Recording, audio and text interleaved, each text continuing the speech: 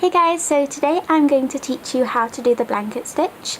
I actually already have a tutorial on this, but since I made that video I changed the way I do it slightly, and I had a couple of requests to make an updated tutorial. So I use the blanket stitch on my flat plushies like this. You can see I use the blanket stitch to sew all the way around here, and I also use it on my 3D plushies, as you can see by this traffic cone. I use the blanket stitch on these edges, and I've also used the blanket stitch on this edge, but I turned it inside out so it's not as obvious. Okay, so I have my fabric right here, and as you can see I've lined it up so that the two edges are together, and I also have my needle and thread. So I knotted my thread at the end, as you can see, and that's just to stop it unravelling.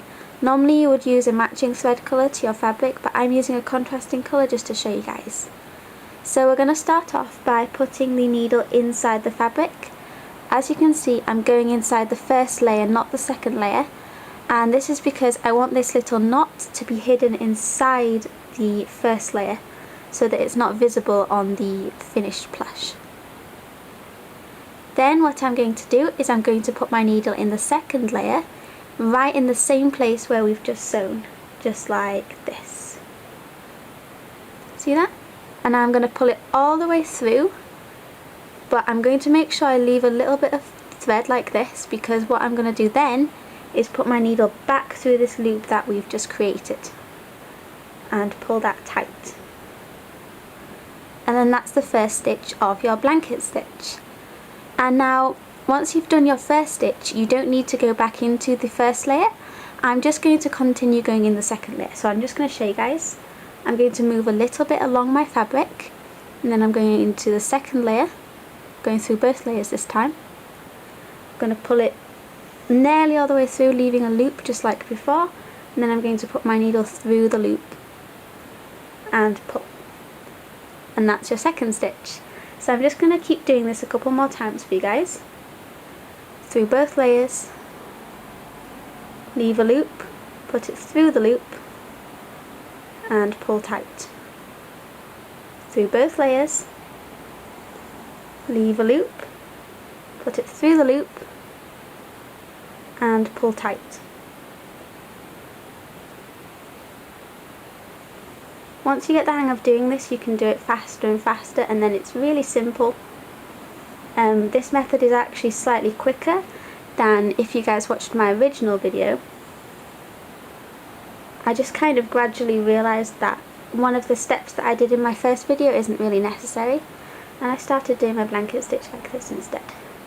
It looks just the same and it's just as secure as my other one. Now can you guys see that, how I pulled it tight but the two threads right here are still separated? Now if that happens, all you need to do is take one of your threads, because I'm sewing with a double thread here, and I'm just going to pull it until, as you can see, the two threads are together again. So I'll just continue sewing all the way down here.